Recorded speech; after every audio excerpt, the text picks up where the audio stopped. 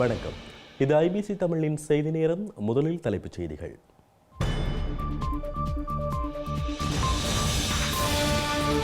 உயிர்த்த ஞாயிறு தாக்குதல் தொடர்பாக கோட்டபாய திடீர் அறிக்கை. தாக்குதல் சூத்திரதாரிகளை பேராயர் மறைப்பதாக நேரடி குற்றச்சாட்டு. யாழ் நீதிமன்றத்தின் இன்றைய விசாரணையிலும் தமிழரசுக் கட்சிக்கு பாதக நிலை. கால அவகாச கோரிக்கைகளுடன் நகர்த்தப்படும் பிரதிவாதிகளின் இழுத்தடிப்பு. கிழக்கில் கனிம அகழ்வுக்கும் சட்டவிரோத ரால் பண்ணைகளுக்கும் எதிர்ப்பு. மட்டக்களப்பு செயலக முன்றலில் அச்சுறுத்தப்பட்ட போராட்டக்காரர்கள். பெரும் பணக்கையாடலால் மூடப்பட்ட கொக்குவில் தொடருந்து நிலையம். நிலைய பொறுப்பதிகாரி பல லட்சம் ரூபாய்களை சுருட்டிய அவலம். இந்திய ஜனநாயக புலிகள் கட்சியை கைவிட்டு காங்கிரஸில் இணையும் மன்சூர் அலிகான். தமிழக காங்கிரஸ் தலைவரை நேரடியாக சந்தித்து மனு. அமெரிக்காவில் இருந்து உக்ரைனுக்கு அவசரமாக அனுப்பப்படும் ஆயுதங்கள்.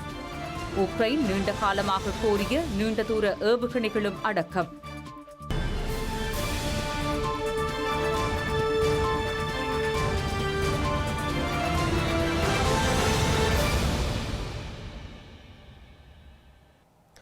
இனி தொடர்வது விரிவான செய்திகள். இலங்கையில் இடம்பெற்ற உயிர்த்த ஞாயிறு தாக்குதல் தொடர்பில் கொழும்பு பேராயர் கர்தினால் மல்கம் ரஞ்சித் தாண்டகே முன்வைத்த குற்றச்சாட்டுக்களை தான் நிராகரிப்பதாக ஸ்ரீலங்காவின் முன்னாள் ஜனாதிபதி கோட்டாபய ராஜபக்ஷ தெரிவித்துள்ளார். இந்த தாக்குதல் தொடர்பான விசாரணைகளையும் சட்ட நடவடிக்கைகளையும் அரசியல்வாதிகளால் மாத்திரம் முன்னெடுக்க முடியாதென்றும் காவல்துறையினருக்கும் குறித்த செயல்பாட்டில் பாரிய பங்கிருப்பதாகவும் கோட்டாபய ராஜபக்ஷ வெளியிட்டுள்ள அறிக்கையில் சுட்டிக்காட்டியுள்ளார். இலங்கையில் கடந்த 2019ஆம் ஆண்டு நடத்தப்பட்ட உயிர்த்த ஞாயிறு தாக்குதலின் 5வது ஆண்டு கடந்த 21ஆம் தேதி ஞாயிற்றுக்கிழமை நினைவு கூறப்பட்டது. இதன்போது ஸ்ரீலங்காவின் முன்னாள் ஜனாதிபதி கோட்டாபாய ராஜபக்ச மீது கொழும்பு பேராயர் கர்தினால் மல்கம் ரஞ்சித் ஆண்டகை 4 முக்கிய குற்றச்சாட்டுக்களை முன்வைத்திருந்தார். உயிர்த்த ஞாயிறு தாக்குதல் தொடர்பான ஜனாதிபதி ஆணைக்குழுவின் அறிக்கை அப்போதைய ஜனாதிபதி கோட்டாபாய ராஜபக்சவுக்கு கிடைக்கப்பெற்றதைத் தொடர்ந்து அதன் பரிந்துரைகளை நடைமுறைப்படுத்தவும் குற்றவாளிகளாக பெயரிடப்பட்டவர்களை கைது செய்யவும் நடவடிக்கை எடுக்கப்படவில்லை என கர்தினால் மல்கம் ரஞ்சித் குறிப்பிட்டிருந்தார். இந்த தாக்குதல் தொடர்பான அறிக்கையின் முதல் பாகத்தை வழங்குவதில் தாமதங்கள் ஏற்பட்டதாகவும் ஏனைய பாகங்கள் வழங்கப்படவில்லை எனவும் அவர் சுட்டிக்காட்டியிருந்தார். அத்துடன் ஜனாதிபதி ஆணைக்குழு உள்ளிட்ட ஆணைக்குழுக்களால் தயாரிக்கப்பட்ட அறிக்கைகளின் சில பரிந்துரைகளை மாத்திரம் நடைமுறைப்படுத்துவதற்காக 6 உறுப்பினர் கொண்ட உப அமைச்சரவை குழுவொன்றை கோட்டாபாய ராஜபக்ச நியமித்திருந்ததாகவும் இந்த தாக்குதல் தொடர்பான விசாரணைகளை முன்னெடுத்த குற்ற புலனாய்வு திணைக்களத்தின் அதிகாரிகளை அவர் இடமாற்றம் செய்திருந்ததாகவும் கர்தினால் மல்கம் ரஞ்சித் குற்றம் சாட்டியிருந்தார். இந்த நிலையில் அறிக்கையொன்றை வெளியிட்டு கொழும்பு பேராயரால் முன்வைக்கப்பட்ட குற்றச்சாட்டுக்களை நிராகரிப்பதாக ஸ்ரீலங்காவின் முன்னாள் ஜனாதிபதி கோட்டாபாய ராஜபக்ச தெரிவித்துள்ளார். உயிர்த்த ஞாயிறு தாக்குதல் தொடர்பில் ஜனாதிபதி ஆணைக்குழுவால் தயாரிக்கப்பட்ட அறிக்கை தொடர்பில் தான் கர்தினால் மல்கம் ரஞ்சித் ஆண்டகையுடன் தொலைபேசியில் உரையாடவில்லை என கோட்டாபாய ராஜபக்ச கூறியுள்ளார். இலங்கையில் உள்ள முஸ்லிம் சமூகத்தினரில் ஒரு குறிப்பிட்ட தரப்பினர் மாத்திரம் தனக்கு வாக்களித்திருந்ததாகவும் அதற்கேற்ப அவர்களுக்கு எதிராக சட்ட நடவடிக்கை எடுக்காதிருக்க வேண்டிய அவசியம் தனக்கில்லை எனவும் அவர் குறிப்பிட்டுள்ளார். மேலும் உயிர்த்த ஞாயிறு தாக்குதல் தொடர்பில் ஜனாதிபதி ஆணைக்குழுவால் சமர்ப்பிக்கப்பட்ட அறிக்கையை தான் 2021ஆம் ஆண்டு பிப்ரவரி மாதம் 1ஆம் தேதி பெற்றுக்கொண்டதாகவும் இதன் பிரதியை சட்டமா அதிபரிடம் பிப்ரவரி மாதம் 23ஆம் தேதி சமர்ப்பித்ததாகவும் கோட்டாபாய ராஜபக்ச கூறியுள்ளார். இதையடுத்து குறித்த அறிக்கையின் பிரதியை சபாநாயகர் மகாநாயக்க தேரர்கள் கொழும்பு பேராயர் மற்றும் கத்தோலிக்க திருச்சபையிடம் மார்ச் மாதம் 1ஆம் தேதி கையளித்ததாகவும் இந்த செயற்பாட்டில் எந்தவொரு தாமதமும் ஏற்படவில்லை எனவும் கோட்டாபாய ராஜபக்ச சுட்டிக்காட்டியுள்ளார். ஜனாதிபதி ஆணைக்குழு உள்ளிட்ட ஆணைக்குழுக்களால் தயாரிக்கப்பட்ட அறிக்கைகளின் பரிந்துரைகளை முழுமையாக நடைமுறைப்படுத்துவதற்காக 6 உறுப்பினர்கள் கொண்ட உப அமைச்சரவை குழுவொன்றை தான் நியமித்ததாக அவர் குறிப்பிட்டுள்ளார். கடந்த 2021ஆம் ஆண்டு நவம்பர் மாதம் ஸ்ரீலங்கா குற்ற புலனாய்வு திணைக்களத்தின் பணிப்பாளர் நாயகம் இடமாற்றம் செய்யப்பட்டதாகவும் காவல்துறை மாதிபரின் பரிந்துரைக்கேற்ப குறித்த நடவடிக்கை முன்னெடுக்கப்பட்டதாகவும் அவர் கூறியுள்ளார்.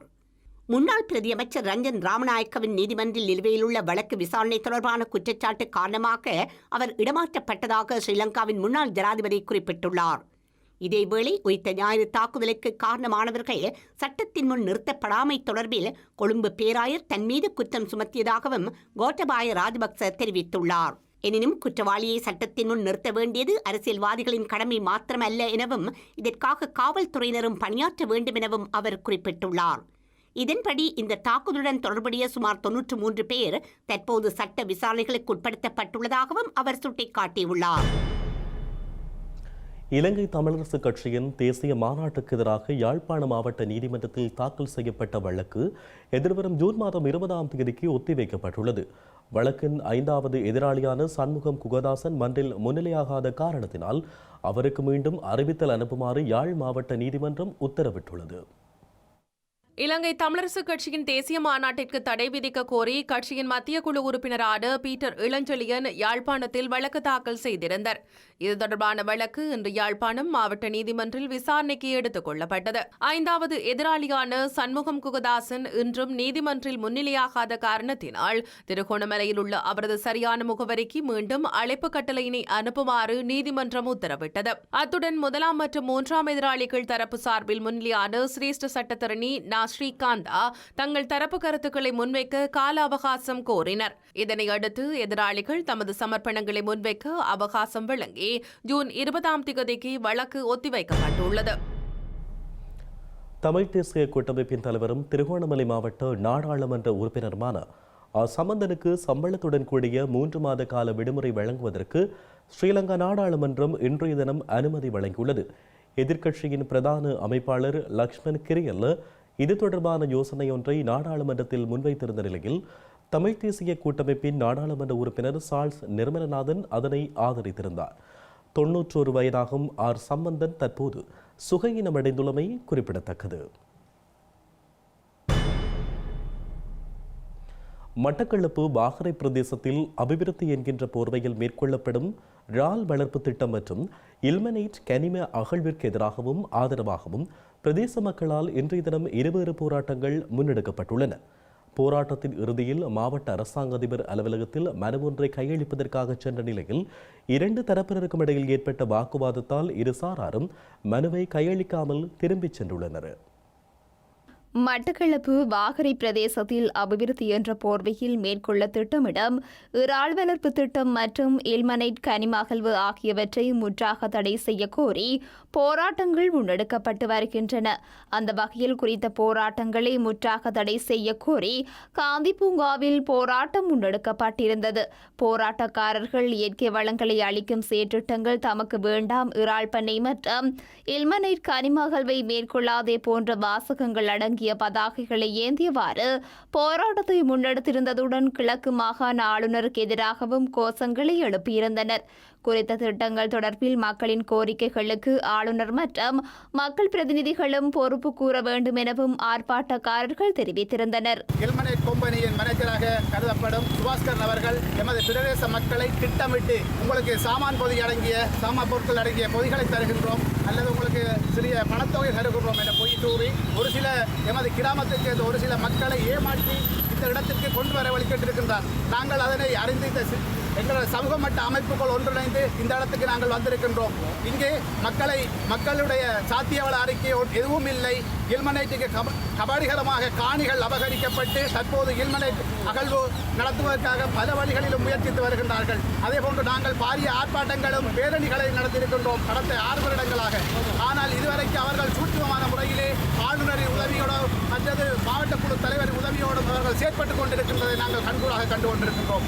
எமது கிராம மக்களை பொறுத்தவரையிலே எங்களுக்கு இப்படியான கொம்பனிகள் வருவதை நாங்கள் கிராமத்திலிருந்து மொட்டாக நாங்கள் வெறுக்கின்றோம். இந்த இல்மனைட் கொம்பனி மணலகலப்பட்டால் எமது கடற்கரை பிரதேசத்திலே தொழில் செய்யும் மீனவர்கள் பல கோடி பேர் இருக்கின்றார்கள். அவர்களுடைய வாழ்வாதாரம் அளிக்கப்படுகின்றது. எங்களது பிரதேசத்திலே இறால் பண்ணையை நிறுவப்பட்டால் பண்ணையாளர்கள் பாதிக்கப்படுகின்றார்கள். அத்தோடு எமது பிரதேசத்திலே விவசாயம் பாதிக்கப்பட இருக்கின்றது. எனவே இந்த பிழையான செயற்திட்டத்தை நடைமுறைப்படுத்திக் கொண்டிருக்கும் அதிகாரிகளே, உங்களுக்கு கண் இல்லையா? எமது பிரதேச மக்கள் சுதந்திரமாக வாழ்வது உங்களுக்கு பிடிக்கவில்லையா என்றுதான் நாங்கள் இன்றைக்கு கேட்கின்றோம். எனவே நாங்கள் கூறுவது எமது பிரதேசத்திலே இல்மனைட் அகழ்வை உடனடியாக நிறுத்தித்தர வேண்டும் என்பதை நாங்கள் கேட்டுக்கொள்கிறோம். அத்தோடு இந்த சட்டவிரோதமான இறால் பண்ணை அமைப்பதையும் இது ஒரு சிலரின் கொள்ளையீட்டும் லாபத்துக்காகவே இந்த செயற்திட்டம் நடைமுறைப்படுத்தப்படுகின்றது. எனவே அன்பான எமது கௌரவ ஆளுநர்களே, மாவட்ட குழு அபிவிருத்தி குழு தலைவரே, எங்களுடைய பிரச்சனையில் தலையிட்டு எங்களுடைய மக்களை சுதந்திரமாக வாழ்வதற்கு நீங்கள் வழிவகுக்க வேண்டும் என்பது என்னுடைய கோரிக்கையாகும். இந்த நிலையில் குறித்த திட்டத்திற்கு ஆதரவு கோரி கோட்டை பூங்கா பகுதியில் பேரணி ஒன்றும் இடம்பெற்றிருந்தது. பாகரை பொருளாதார வளர்ச்சியை தடுக்கும் சக்திகளுக்கு எதிரான மாபெரும் கண்டன பேரணி என்ற துணைப்பொருளில் குறித்த போராட்டம் முன்னெடுக்கப்பட்டிருந்தது. எமது வளம் எமது உரிமை, அதிகார வர்க்கமே எம்மை சுரண்டாதே, இல்மனைட் கனிமகழ்வு எமது தொழில் உரிமை, அதனை தடுத்து எம்மை வறியவர்கள் ஆக்காதீர்கள் போன்ற வாசகங்களை அடங்கிய பதாகைகளை தாங்கியிருந்தனர். இல்மனைட் கனிமகழ்வில் 100க்கும் மேற்பட்ட இளைஞர்கள் யுவதிகள் தொழில் புரிந்து வருவதாகவும் இதனை தடுப்பதனால் தங்களது வாழ்வாதாரமும் தமது பிரதேச அபிவிருத்தியும் பாதிக்கப்படும் எனவும் மக்கள் கவலை வெளியிட்டுள்ளனர். குறித்த போராட்டத்தின் இறுதியில் அரசாங்க அதிபர் அலுவலகத்தில் தங்களது கோரிக்கைகள் அடங்கிய மனுவை கையளிக்க சென்ற நிலையில் இருசாராருக்கும் இடையில் வாக்குவாதம் ஏற்பட்டிருந்தது. இதன் காரணமாக அரசாங்க அதிபர் அலுவலக வளாகத்தில் சற்று நேரம் அமைதியின்மை நிலவிய நிலையில் சம்பவ இடத்திற்கு சென்ற காவல்துறையினர் கலவரம் இடம்பெறாத வகையில் நடவடிக்கையில் ஈடுபட்டிருந்தனர். இறுதியில் இருசாராரும் அரசாங்க அதிபர்களிடம் தங்களது கோரிக்கை அடங்கிய மனுவை கையளிக்காமல் திரும்பிச் சென்றுள்ளனர். இலங்கையில் முன்னெடுக்கப்பட்டு வரும் பாதாள உலக குழுவினரின் செயற்பாடுகளை கட்டுப்படுத்தும் நடவடிக்கைகளுக்காக விசேட காவல்துறை உந்துருளி குழு ஒன்று அறிமுகப்படுத்தப்பட்டுள்ளது. இந்த குழுவில் உள்ளடங்கும் ஸ்ரீலங்கா கலகத்தடுப்பு பிரிவினருக்கு இன்று பொதுமக்கள் பாதுகாப்பு அமைச்சரால் உந்துருளிகள் வழங்கி வைக்கப்பட்டுள்ளன. இலங்கையில் உள்ள போதைப்பொருள் வர்த்தகர்களையும் திட்டமிட்ட குற்றங்களை முன்னெடுப்பவர்களையும் சட்ட ரீதியாக கைது செய்வதற்காக ஸ்ரீலங்கா பொதுமக்கள் பாதுகாப்பு அமைச்சு மற்றும் காவல்துறையினரால் யுக்திய சுற்றிவளைப்பு நடவடிக்கை ஆரம்பிக்கப்பட்ட நிலையில் தற்போது பாதாள உலக குழுக்கள் மற்றும் துப்பாக்கிதாரிகளை கட்டுப்படுத்துவது தொடர்பில் விசேட நடவடிக்கை எடுக்கப்பட்டுள்ளது. இதற்கமைய கலக தடுப்பு பிரிவினரின் தலைமையில் காவல்துறை உந்துருளி குழு ஒன்று பயிற்றுவிக்கப்பட்டுள்ளது. இந்த குழு இன்று ஸ்ரீலங்கா பொதுமக்கள் பாதுகாப்பு அமைச்சர் டிரான் அலசினால் அறிமுகப்படுத்தப்பட்டுள்ளது. இந்த குழுவில் உள்ள அதிகாரிகள் ஆயுதங்களை பயன்படுத்த அஞ்ச தேவையில்லை என அவர் குறிப்பிட்டுள்ளார். அத்துடன் சரியான முறையில் முன்னெடுக்கப்படும் சட்ட நடவடிக்கைகளுக்கு பொறுப்பதிகாரிகளின் ஆதரவு நிச்சயம் வழங்கப்படும் எனவும் டிரான் அலஸ் தெரிவித்துள்ளார். மேலும் இலங்கையில் முன்னெடுக்கப்படும் பாதாள உலக குழுவினரின் செயற்பாடுகளை ஒடுக்க விசேட காவல்துறையின் உந்துருளி குழுவால் உரிய நடவடிக்கைகள் எடுக்க முடியாமல் போகும் பட்சத்தில் மற்றொரு விசேட குழுவினர் நியமிக்கப்படுவார்கள் என அவர் குறிப்பிட்டுள்ளார். ஸ்ரீலங்கா அரசாங்கத்தின் அரச வருமானம் இந்த வருடத்தின் முதல் காலாண்டில் 834 பில்லியன் ரூபாவாக உயர்வடைந்துள்ளதாக ஸ்ரீலங்கா நிதி ராஜாங்க அமைச்சர் ரஞ்சித் சியம்பலாப்பட்டியே தெரிவித்துள்ளார். இது எதிர்பார்க்கப்பட்ட அரச வருமானத்திற்கு மேலதிகமான 6% வளர்ச்சி என ஜனாதிபதி ஊடக மையத்தில் இன்று இடம்பெற்ற ஊடகவியலாளர் மாநாட்டில் அவர் தெரிவித்துள்ளார்.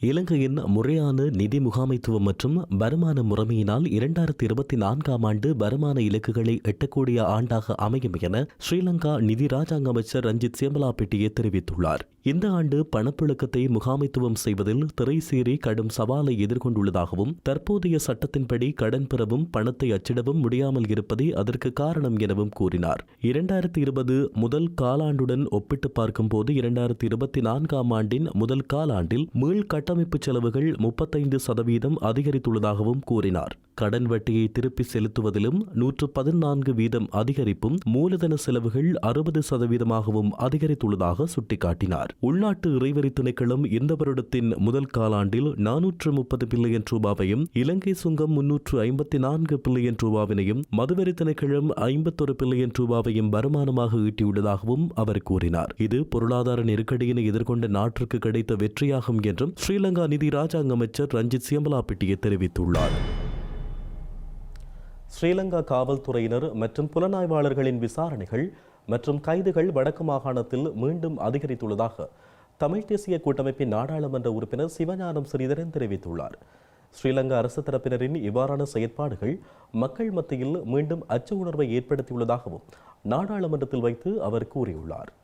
சமூக நல செயல்பாடுகளில் பகிரங்கமாக ஈடுபட்டு வரும் முன்னாள் போராளிகளை அச்சுறுத்தும் வகையிலும் அவர்களது இயங்கு நிலையை முடக்கும் வகையிலும் திட்டமிட்ட வகையில் கைது செய்யப்பட்டுள்ள அரவிந்தனை உடனடியாக விடுதலை செய்ய உரிய தரப்பினர் நடவடிக்கை எடுக்க வேண்டும் எனவும் இந்த நாட்டில் முன்னாள் போராளிகளினதும் சமூக செயல்பாட்டாளர்களும் பாதுகாப்பு உறுதிப்படுத்தப்பட வேண்டும் எனவும் கேட்டுக்கொள்கின்றேன். மிக முக்கியமாக கௌரவ தலைமை தாங்கும் உறுப்பினர் அவர்களே, அடிக்கடி தொடர்ந்தும் முன்னாள் போராளிகள் விசாரணைக்கு அழைக்கப்படுதல், தமிழ் தேசிய செயல்பாட்டாளர்கள் விசாரணை என்ற பெயரில் 4ஆம் ஆண்டிலிருந்து அவர்கள் பல தடவைகள் வெவ்வேறு இடங்களுக்கு அழைக்கப்பட்டு விசாரணைக்கு உட்படுத்த துன்புறுத்தப்படுவதும் இந்த நாட்டிலே தொடர்ந்தும் நடைபெற்றுக் கொண்டே இருக்கின்றது. ஆகவே இது ஒரு மிகவும் மோசமான ஒரு காரியம். இவ்வாறானவர்கள் இந்த நாட்டிலே வாழக்கூடாது என்று அரசாங்கம் நினைக்கிறதா அல்லது இவர்களுடைய வாழ்க்கை முறையை தடுக்க வேண்டும் என்று அரசாங்கம் நினைக்கிறதா? இந்த சென்ற ஒரு கிழமைக்குள் மட்டும் எங்களுடைய தமிழ் தேசிய செயற்பாட்டாளர்களான கிளிநொச்சி மண்ணிலே இருக்கின்ற பிரபல எழுத்தாளர் தீபச்செல்வன்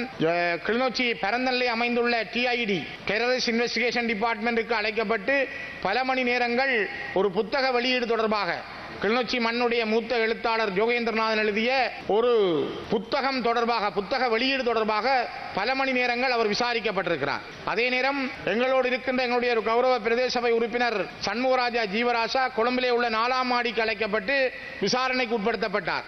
2-3 நாட்களுக்கு முதல் பூநகரி பிரதேச சபையினுடைய முன்னாள் தவிசாளர் முழங்காவில் மகாவித்தியாலயத்தினுடைய உப அதிபர் சிவகுமாரன் ஸ்ரீரஞ்சன் அவர்கள் விசாரணைக்கு அழைக்கப்பட்டு அவர் நீண்ட சில மணி நேரங்கள் விசாரணைக்கு உட்படுத்தப்பட்டார். நாளைய தினம் கரச்சி பிரதேச சபையினுடைய கௌரவ தவிசாளர் அருணாச்சலம் வேளமாலிதன் அவர்கள் விசாரணைக்கு அழைக்கப்பட்டிருக்கிறார். ஆகவே இந்த நாட்டிலே ஒரு தேசிய அரசியலிலே ஈடுபடுகின்ற ஜனநாயக ரீதியாக செயல்படுகின்றவர்கள் அடிக்கடி ராணுவ மற்றும் போலீஸ் புலனாய்வாளர்களால் ஒரு அடக்குமுறைக்கு உட்படுத்தப்படுகிறார், விசாரணைக்கு உட்படுத்தப்படுகிறார்.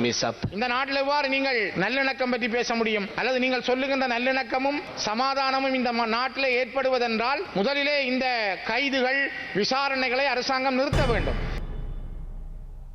இலங்கையில் கடந்த 2019ஆம் ஆண்டு உயிர்த்த ஞாயிறு தாக்குதல் நடத்தப்பட்டிருந்தாலும் இதனை மேற்கொண்ட தரப்பினர் 2005ஆம் ஆண்டு முதல் நாட்டில் செயற்பட்டு வந்துள்ளதாக தமிழ் தேசிய கூட்டமைப்பின் நாடாளுமன்ற உறுப்பினர் ரசாணக்கியன் தெரிவித்துள்ளார். இதன்படி ஸ்ரீலங்கா குற்றப்புலனாய்வு பிரிவின் தலைமையில் கடந்த 2005ஆம் ஆண்டு முதல் இலங்கையில் செயற்பட்டு வந்த திரிபோலி படைப்பிரிவின் அதிகாரிகள் இந்த தாக்குதலோடு தொடர்பு பட்டிருக்கலாம் என்றும் இன்று நாடாளுமன்றில் உரையாற்றிய சாணக்கியன் தெரிவித்தார். உயிர்த்த ஞாயிறு தாக்குதல் தொடர்பில் ஏற்கனவே பல விவாதங்கள் இந்த நாடாளுமன்றத்தில் நடத்தப்பட்டுள்ளன. எதிர்வரும் நாட்களில் மேலும் பல விவாதங்கள் நடத்தப்படும். விசாரணைகள் முன்னெடுக்கப்பட்டாலும் விவாதங்கள் நடத்தப்பட்டாலும் இந்த விவகாரம் தீர்வின்றி தொடர்வது கவலை அளிக்கிறது. இலங்கையில் கடந்த 2019ஆம் ஆண்டு உயிர்த்த ஞாயிறு தாக்குதல் நடத்தப்பட்டிருந்தாலும் இதை மேற்கொண்ட தரப்பினர் 2005ஆம் ஆண்டு முதல் இலங்கையிலேயே இருந்தார்கள். நாம் இது தொடர்பில் பலமுறை அறிவித்துள்ளோம். எனினும் இதனை எவரும் பொருட்படுத்தவில்லை. 2014ஆம் ஆண்டு நடைபெற்ற சம்பவம் ஒன்று தொடர்பில் குற்றப்புலனாய்வு பிரிவினர் விசாரணைகளை மீண்டும் முன்னெடுத்தார்கள். காத்தான்குடியில் 2 முஸ்லிம் குழுக்களுக்கு இடையில் இடம்பெற்ற மோதல் தொடர்பில் இந்த விசாரணைகள் முன்னெடுக்கப்படுவதாக தெரிவிக்கப்பட்டது. ஸ்ரீலங்கா குற்றப்புலனாய்வு திணைக்களத்தினரால் கடந்த 2004 முதல் 2005ஆம் ஆண்டு முதல் திரிபோலி படைப்பிரிவினர் வழிநடத்தப்பட்டனர். சிங்களம், தமிழ் மற்றும் முஸ்லிம் ஆகிய 3 தரப்பினரையும் குறிவைத்து இந்த படைப்பிரிவு செயற்பட்டது. இந்த படைப்பிரிவினரின் நடவடிக்கைகளோடு தொடர்புடைய குற்றப்புலனாய்வு திணைக்களத்தின் ஃபாகிஸ் என்ற அதிகாரி தற்போது பிரித்தானியாவில் வசித்து வருகிறார். குறித்த நபர் இமானிய நெஞ்சங்கள் எனும் இஸ்லாமிய அமைப்பை உருவாக்குவதனூடாக பயங்கரவாதத்தை ஊக்குவிக்க நடவடிக்கை எடுத்தார். அத்துடன் கலீல் என்று கூறப்படும் நபர் முன்னாள் நாடாளுமன்ற உறுப்பினர் யோசப் பரராசசிங்கத்தின் மரணத்தோடு தொடர்புடையவர். இவரும் திரிபோலி படைப்பிரிவின் ஒரு உறுப்பினர். இவ்வாறாக திரிபோலி படைப்பிரிவினரோடு தொடர்புடைய நபர்கள் மேற்கொள்ளும் குற்றச்செயல்கள் மற்றும் கொலைகள் குறித்து யாருமே தேடி பார்ப்பது இல்லை. இதேவேளை உயிர்த்த ஞாயிறு தற்கொலை கொண்டு தாக்குதல் நடைபெறுவதற்கு முன்னர் மட்டக்களப்பு ஒல்லிக்குளத்தில் ஜஹ்ராம் காசிம் உள்ளிட்ட குழுவினர் பயிற்சி பெற்று வந்தமை தொடர்பில் பிரதேச மக்களால் காவல் நிலையத்தில் முறைப்பாடு பதிவு செய்யப்பட்ட போதிலும் எவ்வித நடவடிக்கைகளையும் மேற்கொள்ளவில்லை என்று ஸ்ரீலங்கா ராஜாங்க அமைச்சர் சதாசிவம் வியாழேந்திரன் தெரிவித்துள்ளார். காவல்துறையினர் அசம்பந்தமாக இருந்தமையினாலேயே பல உயிர்கள் பறிபோனதாகவும் வியாழேந்திரன் சாடியுள்ளார்.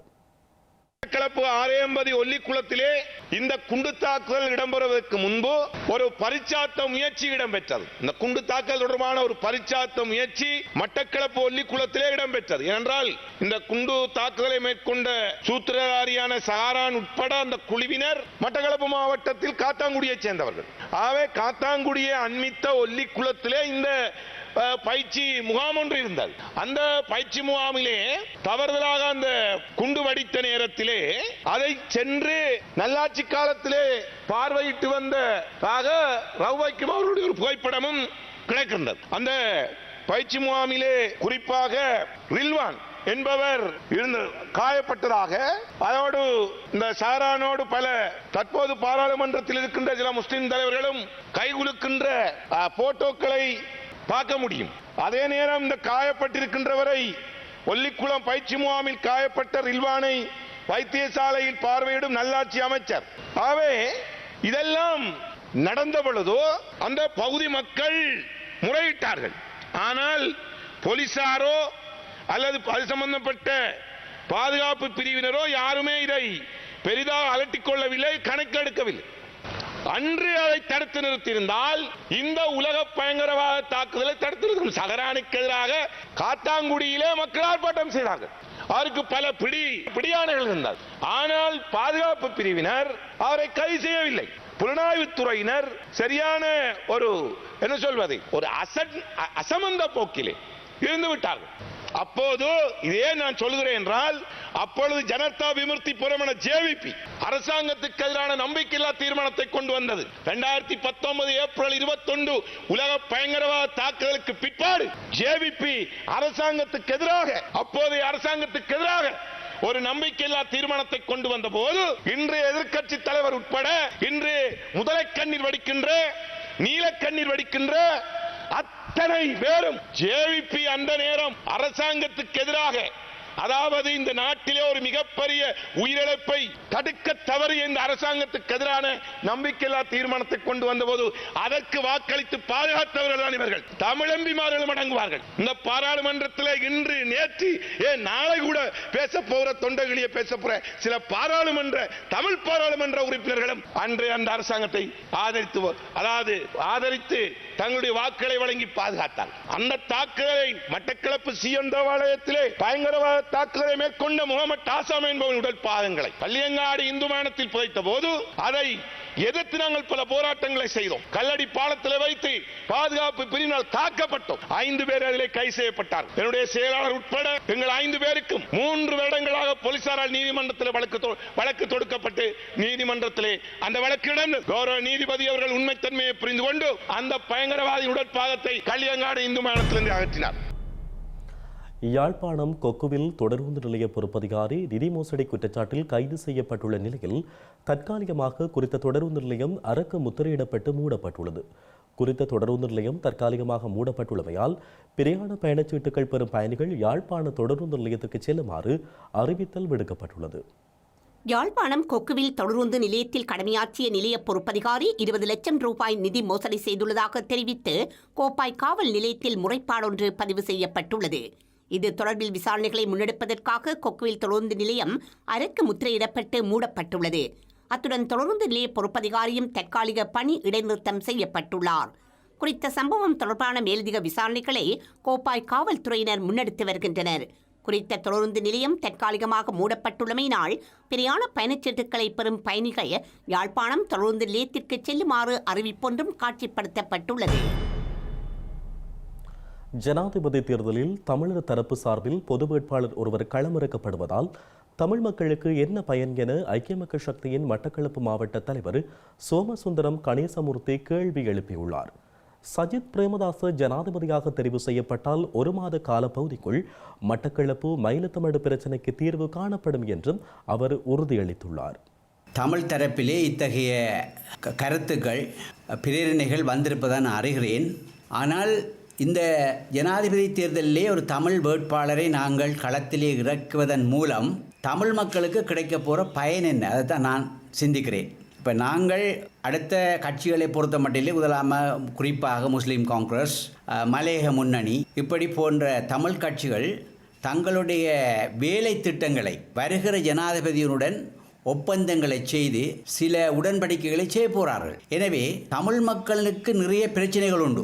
எங்களுடைய அரசாங்கம் பதவிக்கு வந்த பின்னர் அவர்கள் ஜனாதிபதியாக வந்து 1 மாத காலத்துக்குள்ள நான் சொல்கிறேன் நிச்சயமாக இந்த மயிலந்தனை பிரச்சனைக்கு நாங்கள் தீர்வு காண்போம்.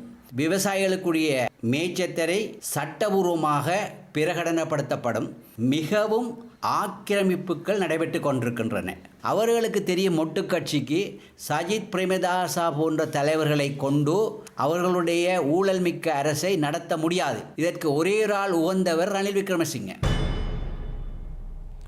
இலங்கையின் மின்சார துறையினை மறுசீரமைப்பது தொடர்பில் வெளியிடப்பட்ட சட்டம் மூலம் இன்று ஸ்ரீலங்கா மின்சக்தி மற்றும் எரிசக்தி அமைச்சர் காஞ்சன விஜயசேகரவால் நாடாளுமன்றத்தில் முன்வைக்கப்பட்டுள்ளது.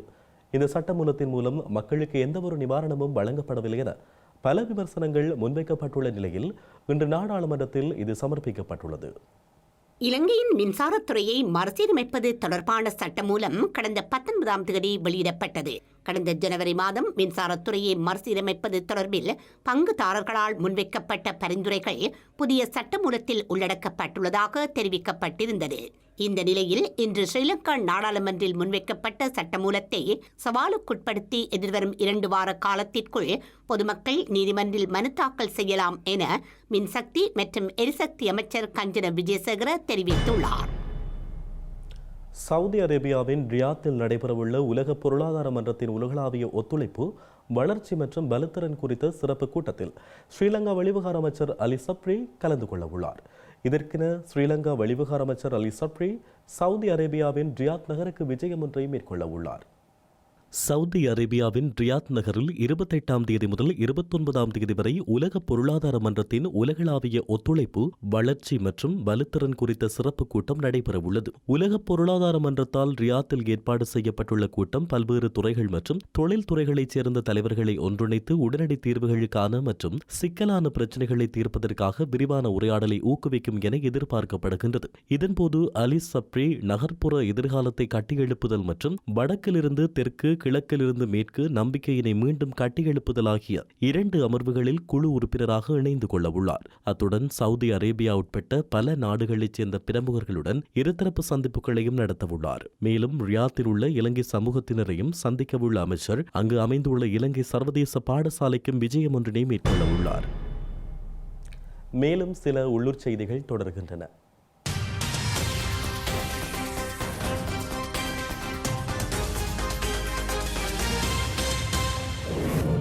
வவுனியா வைரவ புளியங்குளத்தில் வன்னியின் மகளிர் பலத்தை கட்டி எழுப்பப்பட்ட நஞ்சற்ற சூழல் நேசமிக்க உற்பத்தி பொருட்களுக்கான மாபெரும் உழவர் சந்தை மாவட்ட செயலாளர் சரத் சந்திரவினால் இன்று திறந்து வைக்கப்பட்டது. குளங்கள், கிராமங்கள் மறுமலர்ச்சி திட்டத்தின் கீழ் உற்பத்தியாளர்களிடமிருந்து இடைத்தரகர் இல்லாமல் வாடிக்கையாளர்கள் பொருட்கள் பெற்றுக்கொள்ளும் நோக்கில் குறித்த சந்தை அமைய பெற்றுள்ளது. மட்டக்களப்பு மாவட்டம் களுவாஞ்சிக்குடி கிராமத்தைச் சேர்ந்த கலைச்சுடர் இலக்கிய வித்தகர் ஓய்வு நிலை அதிபர் நாராயண பிள்ளை நாகேந்திரன் எழுதிய நாட்டார் வழக்காறு எனும் நூல் வெளியீட்டு விழா நேற்று இடம்பெற்றுள்ளது. மண்முனை தென்னெருவில் பற்று பிரதேச செயலகமும் பிரதேச கலாச்சார பேரவை மற்றும் கலாச்சார அதிகார சபையும் இணைந்து பிரதேச செயலாளரும் கலாச்சார பேரவை தலைவருமான சிவபிரியா வில்வரத்னம் தலைமையில் பிரதேச செயலக கேட்போர் கூடத்தில் நடைபெற்றது. அம்பாறை மாவட்டம் பெரிய நீலாவணை காவல் பிரிவுக்குட்பட்ட பகுதியில் கடந்த ஏப்ரல் மாதம் 17ஆம் தேதி 1 கிராம் 90 மில்லி கிராம் ஐஸ் போதைப் பொருளுடன் கைது செய்யப்பட்ட நபர் விளக்கமறியலில் வைக்கப்பட்டுள்ளார். குறித்த நபர் 7 நாட்கள் தொடர்ச்சியாக தடுப்பு காவலில் வைக்கப்பட்டு நேற்றைய தினம் கல்முனை நீதிமன்ற நீதவான் முன்னிலையில் முன்னிலைப்படுத்தப்பட்டிருந்தார். இதன்போது சந்தேக நபரை 14 நாட்கள் விளக்கமறியலில் வைக்குமாறு நீதவான் உத்தரவிட்டுள்ளார். செய்திகளின் நிறைவாக மீண்டும் தலைப்புச் செய்திகள்.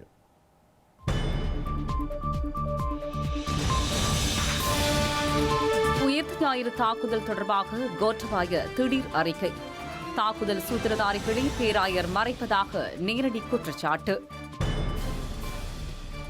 யாழ் நீதிமன்றத்தின் இன்றைய விசாரணையிலும் தமிழரசு கட்சிக்கு பாதக நிலை. கால அவகாச கோரிக்கைகளுடன் நகர்த்தப்படும் பிரதிவாதிகளின் இழுத்தடிப்பு. கிழக்கில் கனிம அகழ்வுக்கும் சட்டவிரோத ராள் பண்ணைகளுக்கும் எதிர்ப்பு. மட்டக்களப்பு செயலக முன்றலில் அச்சுறுத்தப்பட்ட போராட்டக்காரர்கள்.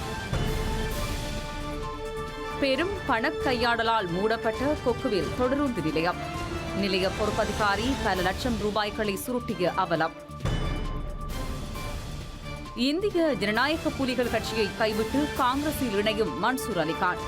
தமிழக காங்கிரஸ் தலைவரை நேரடியாக சந்தித்து மனு. அமெரிக்காவிலிருந்து உக்ரைனுக்கு அவசரமாக அனுப்பப்படும் ஆயுதங்கள். உக்ரைன் நீண்ட காலமாக கோரிய நீண்ட தூர ஏவுகணைகளும் அடக்கம்.